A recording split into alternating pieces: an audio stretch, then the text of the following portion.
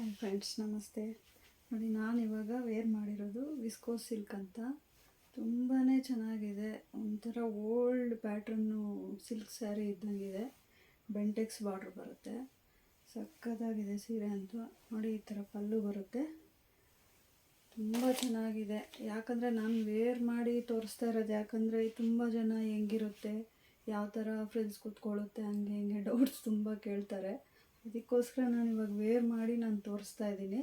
ತುಂಬ ಅಂದರೆ ತುಂಬ ಚೆನ್ನಾಗಿದೆ. ಹೆಂಗೆ ಉಟ್ರೆ ಹಂಗೆ ಇರುತ್ತೆ. ತುಂಬ ಸಾಫ್ಟ್ ಇದೆ. ಇದು ವಿಸ್ಕೋ ಸಿಲ್ಕ್ ಅಂತ.